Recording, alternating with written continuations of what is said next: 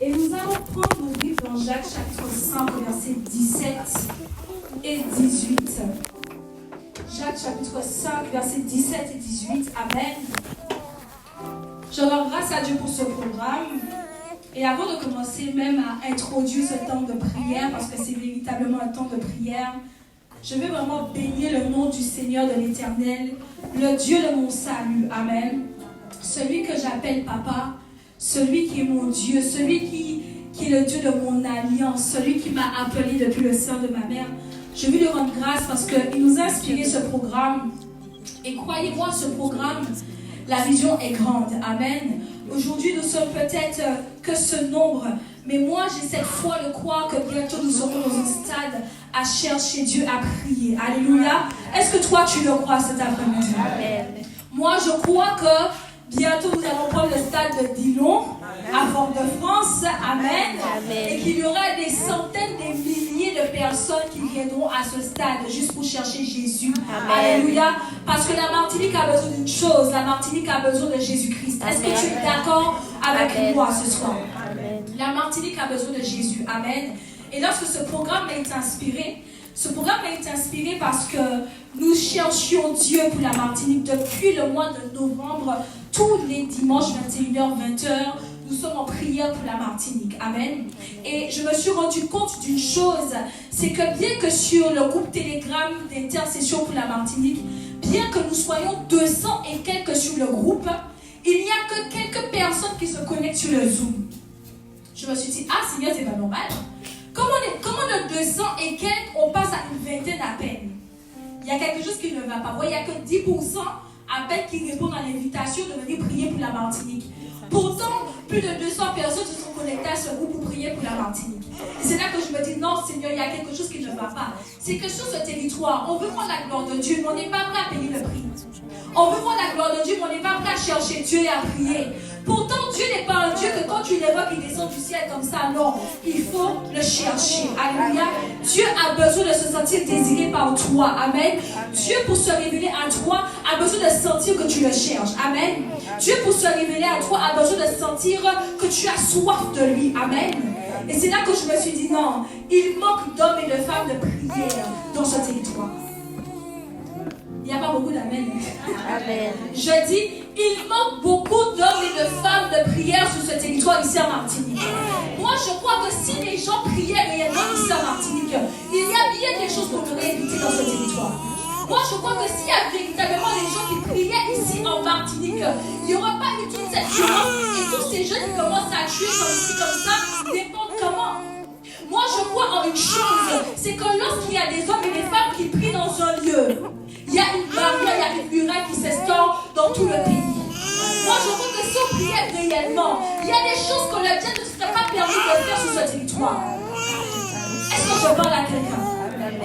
Je dis que s'il y a des choses, s'il y a des gens qui priaient réellement, il y a des choses qui auraient pu être épargnées, qui auraient pu être évitées sur le territoire. Mais le problème, c'est quoi? Le problème, c'est qu'on a quelque chose dans le fait de chercher Dieu. Moi, j'entends quand les gens entendent conférence, les gens affluent. Quand les gens entendent guérison, les gens affluent. Quand les gens entendent miracles et bénédictions, les gens affluent. Mais quand il s'agit de dire aux gens, va prier, il n'y a personne.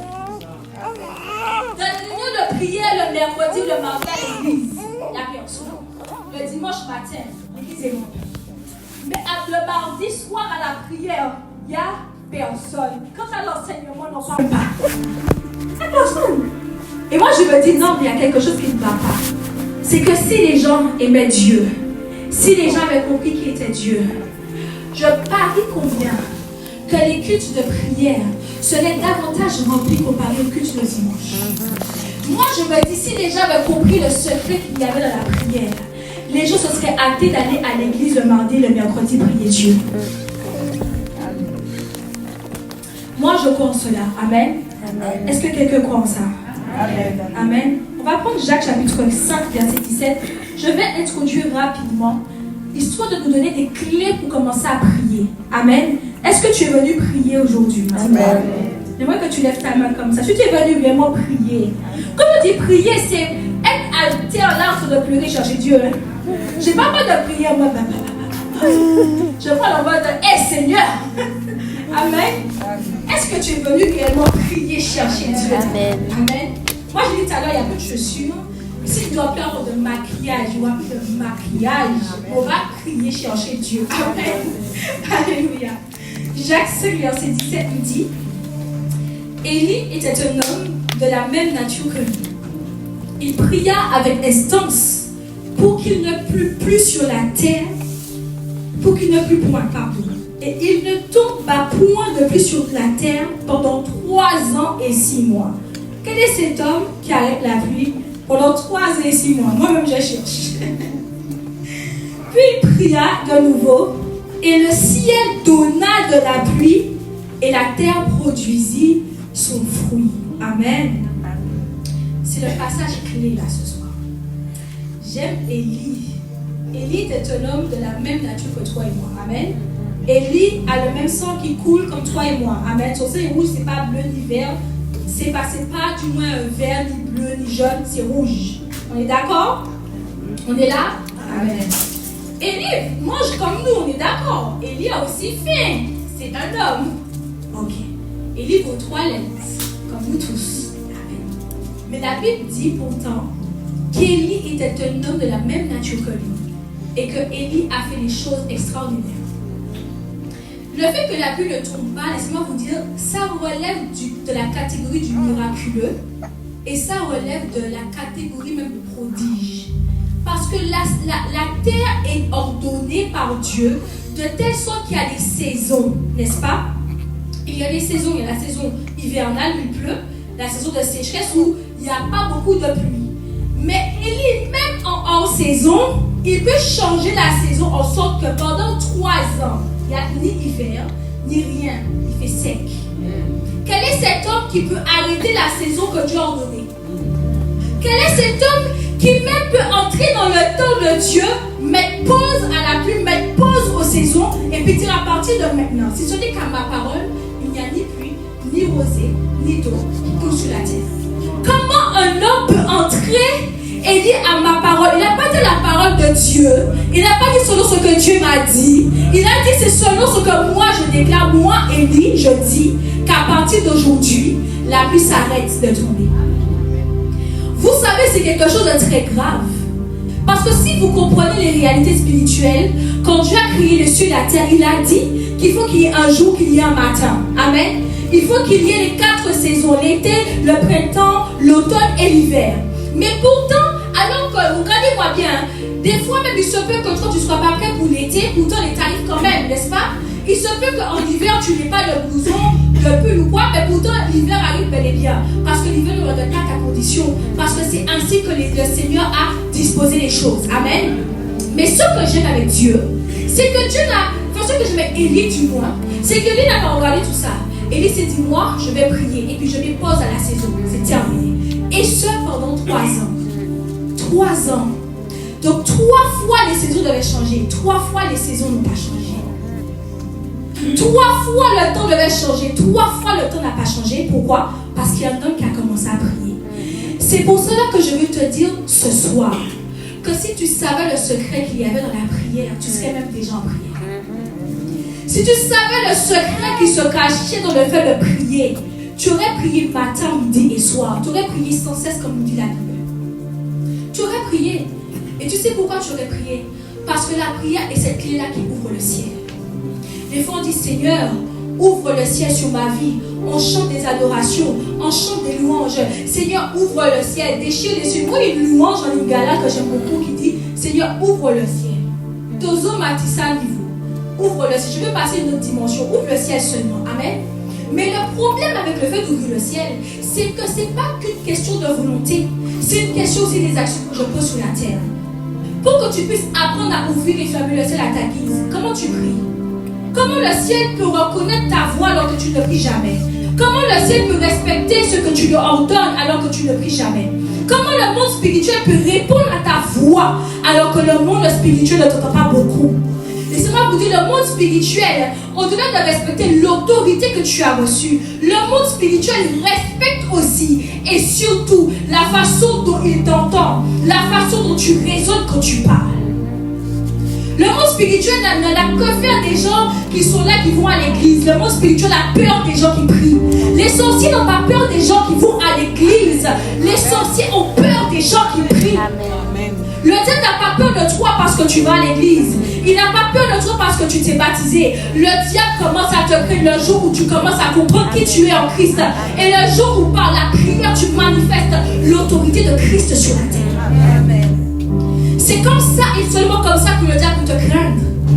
C'est pourquoi je dis aux gens, des fois tu es là, tu te fatigues beaucoup trop. Pour beaucoup de choses. Des fois tu donnes des offrandes. Il y a des gens qui donnent des offrandes tous les jours comme si c'était une recette magique.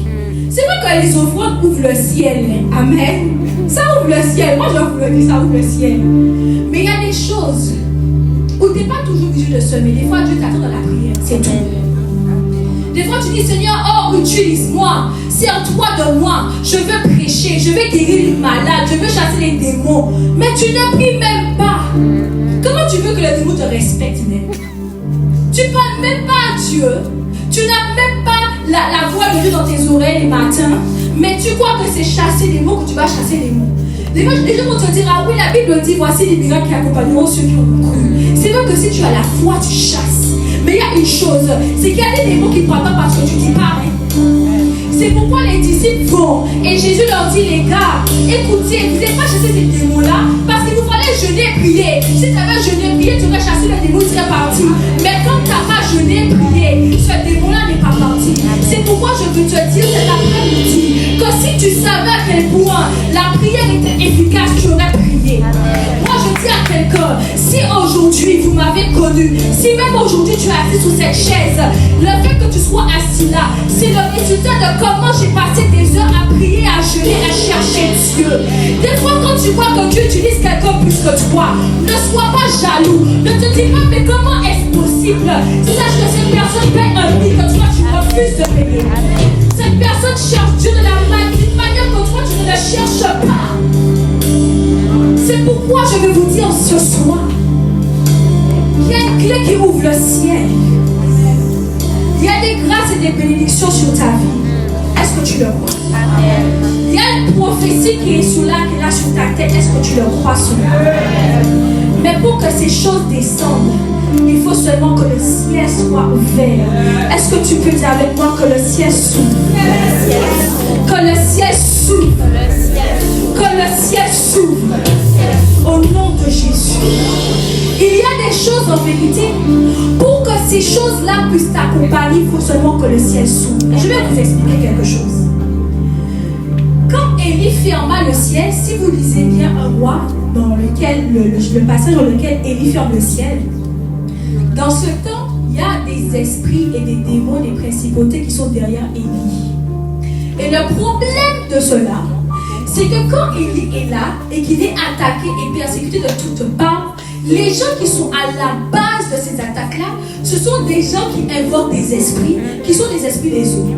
Donc Élie se dit, bon, au lieu d'aller attaquer les esprits, de me fatiguer, parce que ce sont des esprits forts et redoutables, je vais couper la source. Comme ça, une fois que la source est coupée, vous n'avez plus de quoi vous approvisionner. Au bout de temps, vous allez finir par mourir et me laisser tranquille. Et c'est comme ça. C'est pourquoi Élie ferma le ciel pendant 3 ans et 6 mois. Comme ça, ceux qui étaient en train d'alimenter les esprits, le Baal et l'Astarté, la source, elle est coupée. Tu ne peux plus maintenant faire quoi que ce soit. J'ai coupé ton alimentation. Amen. Si aujourd'hui je viens et que je débranche ce qui est en train de nous donner la lumière, au bout de quelques secondes seulement, la lumière s'éteint. Pourquoi? Parce qu'il n'y a plus d'alimentation. Et ce qui se passe, c'est qu'une fois qu'il coupe tout, maintenant la terre est sec. Tout est sec, tout est aride et rien ne produit, rien ne fructifie, rien ne va dans le pays. Pourquoi? Parce qu'il y a sécheresse. Au bout de 3 ans et 6 mois, Élie vient et monte sur la montagne. Élie met la tête entre les jambes et Élie commence à invoquer son Dieu de tout son cœur. Et il commence à prier, à prier, à prier.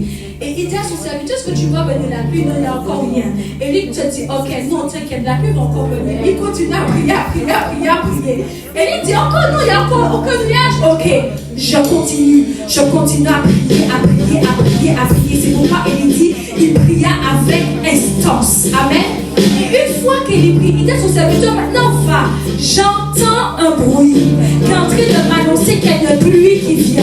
Et c'est là que le serviteur retourne, dit, oui, en vérité, je vois un nuage en forme d'un chemin qui est en train d'arriver. Laissez-moi vous dire une chose, c'est qu'à ce moment-là, le ciel était ouvert.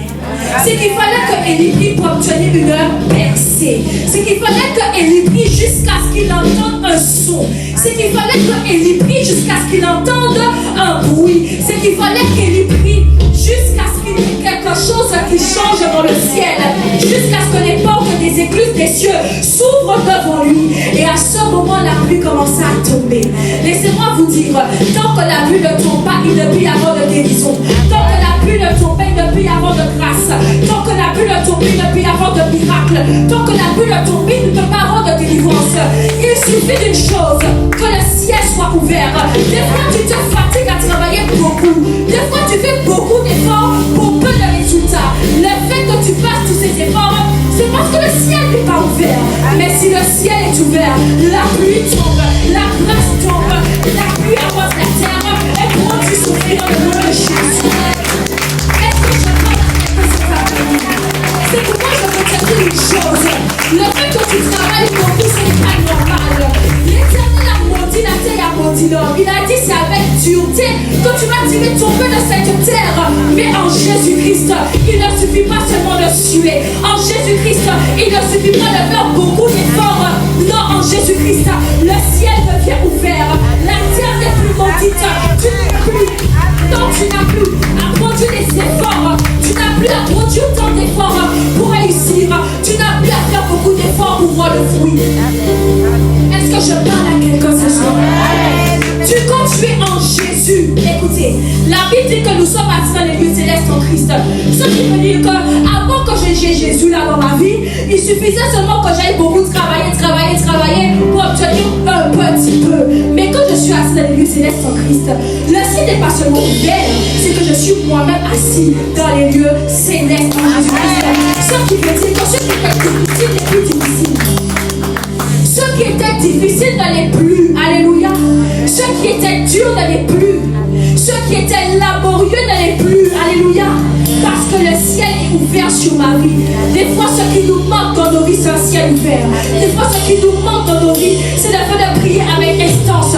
Des fois, ce qui nous manque dans nos vies, c'est le fait d'obtenir une percée. Tu pries beaucoup. Tu pries, c'est bien. Mais est-ce que tu pries jusqu'à ce que... Est-ce que tu pries jusqu'à ce que tu entends un son?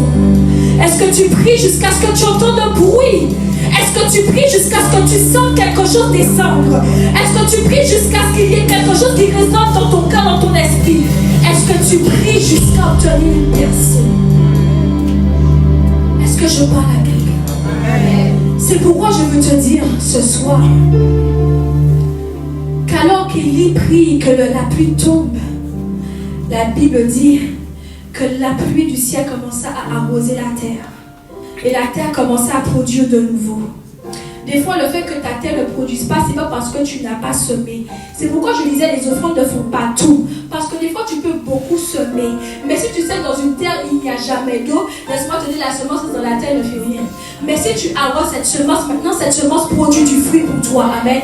Si tu arroses cette semence, maintenant cette semence peut commencer à grandir et à pousser. Alléluia.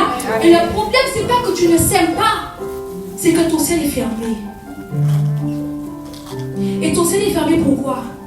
Parce que tu ne pries pas encore. Parce que tu n'as pas encore obtenu cette percée. Alléluia. C'est pourquoi ce soir, j'aimerais te dire une chose pour terminer.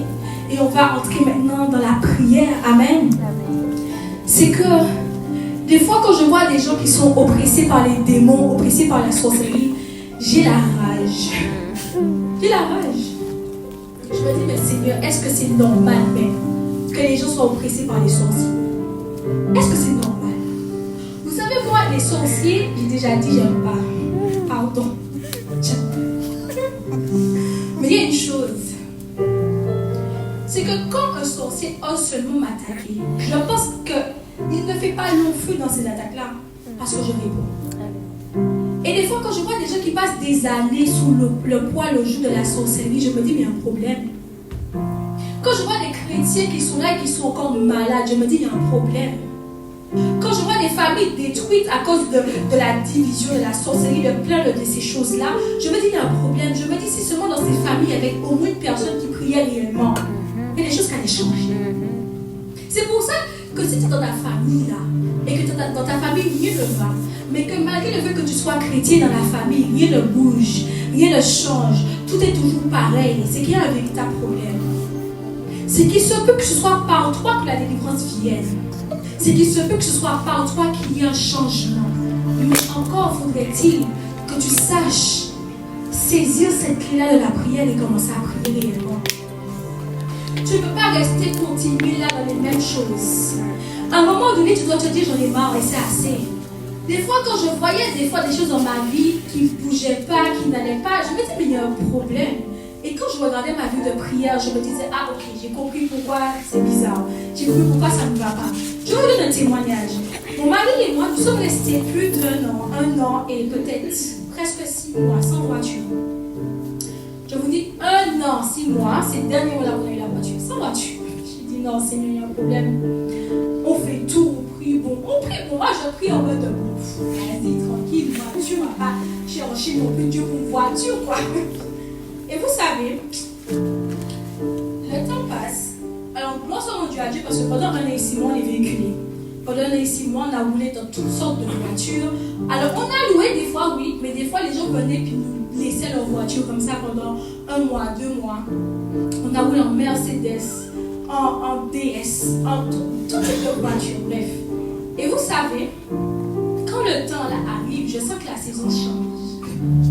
Et là, il n'y a plus la voiture, on ne nous donne plus de voiture. Et c'est compliqué parce qu'on a beau tout essayer, et le patch me dit non, Seigneur, c'est pas le bon. J'ai dit là, mars a commencé, mars, on est quand en avril. Moi, le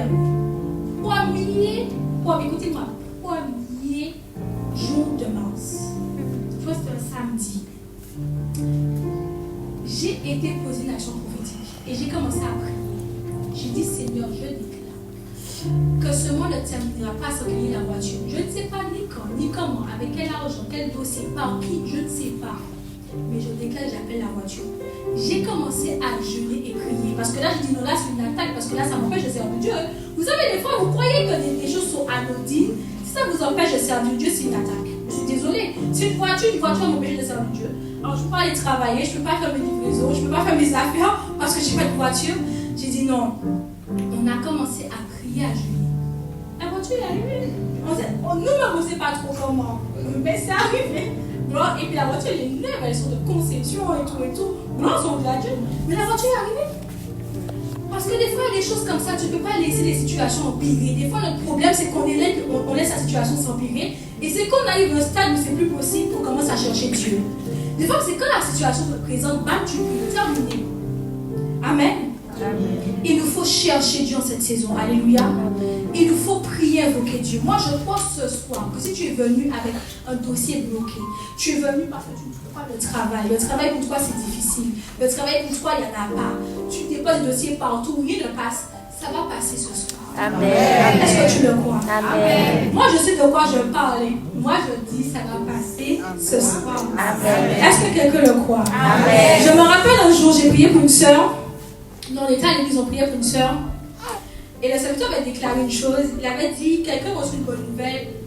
Là, elle a tout de suite. Je crois que c'est une sorte d'appartement. Et là, tu reçois la nouvelle tout de suite. Ça n'a pas manqué. La sœur reçoit un mail. Comme quoi on lui propose un appartement. Alors que la sœur, ça faisait déjà des mois qu'elle cherche un appartement. Mais à la fin du culte, ma mail, elle reçoit un dimanche, un dimanche à midi. C'est-à-dire un dimanche à midi, quel bailleur, quel organisme fait ça un dimanche à midi. Voyez-vous? Mais la sœur a reçu un mail. Et la sœur, ils ont un appartement. Est-ce que tu comprends que des fois dans ta vie, si tu saisis cette clé-là, tu vas loin. Si tu saisis cette clé-là, tu vas loin. Amen. Amen. Est-ce qu'on peut commencer à prier? Est-ce que tu es prêt à prier ce soir? Non, je t'entends pas. Est-ce que tu es vraiment prêt à prier? Amen. Est-ce que tu as mis tes dossiers?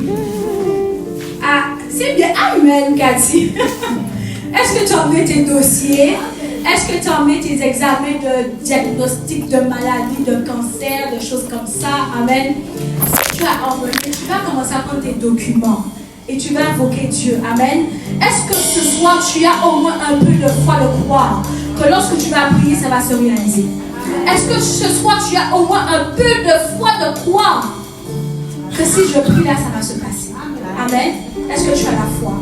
Moi, j'ai une foi encore plus grande. Vous savez pourquoi? Parce que la Bible dit que là où deux ou trois sont assemblés en son nom, il est là. Ça veut dire qu'il a prié chercher Dieu et puis il a prié quand Dieu est là. C'est pas pareil. Quand je cherche Dieu, je cherche à voir quelqu'un pour lui demander quelque chose. Il se peut qu'en chemin, je ne rencontre pas vraiment la personne. Mais quand la personne est là et que je lui demande, si je ne reçois pas, c'est qu'il y a vraiment un problème. Amen. Donc, est-ce que tu es là? Amen. On va se mettre debout. Et j'aimerais te dire ce soir que tu es dans la pleine liberté de l'esprit. Amen. Est-ce que tu peux dire avec moi liberté? Quand je dis liberté, c'est que tu es là, tu es venu chercher Dieu. Amen. Comme j'ai dit, si le maquillage doit partir, il part. Si les chaussures doivent partir, il part. Alors pas les vêtements quand même, mais les chaussures, le maquillage, les perruques, les cheveux, si ça doit partir, ça part. Amen. Mais tu es venu chercher ton Dieu. Alléluia. Est-ce que tu peux déclarer je suis venu chercher Dieu? Je suis venu chercher Dieu. Ce qui veut dire que quand je vais chercher Dieu, je ne suis pas en train de regarder ma montre. Amen. Moi, quand je suis dans la prière, je peux dépasser les 2 heures sans mon compte. Vraiment. Donc, quand je suis venu chercher Dieu, je ne suis pas en train de regarder ma montre. Je ne suis pas en train de regarder l'heure. Quand je suis venu chercher Dieu, je ne regarde pas à la fin. Quand je suis venu chercher Dieu, je ne regarde même pas à mon voisin. Amen. Que mon voisin ne puisse pas m'empêcher de chercher mon Dieu ce soir. Que mon voisin ne puisse pas m'empêcher de prier. Même qu'il ne puisse pas m'empêcher de crier. Si je veux crier, je crie. Si je veux pleurer, je pleure. Si je veux sauter, je saute. Mais ce soir, je suis venu chercher mon Dieu. Alléluia. Est-ce que tu es donc prêt à prier avec moi ce soir? Est-ce que tu es prêt? J'aimerais que tu commences à élever ta voix en esprit. Si tu as la grâce de parler en langue, alors je peux rassurer tout un chacun ce soir. Parce qu'on n'est peut-être pas tous chrétiens. Si tu entends des langues bizarres, qui ressemblent à un truc bizarre, du charabia, etc. C'est pas du charabia, rassure-toi. Amen. Dis à ton voisin, sois rassuré. C'est la langue du ciel. Amen. Donc si tu ne parles pas en langue, moi je prie, je déclare que tu parles en langue maintenant. La grâce te localise et tu vas parler de nouvelles langues dans le nom de Jésus. Amen. Que tu sois chrétien, baptisé ou pas, la grâce de Dieu te localise, le Saint-Esprit te localise. Amen. Et nous allons prier en esprit. Amen. Est-ce qu'on peut commencer à prier en esprit et à chercher Dieu? Alléluia.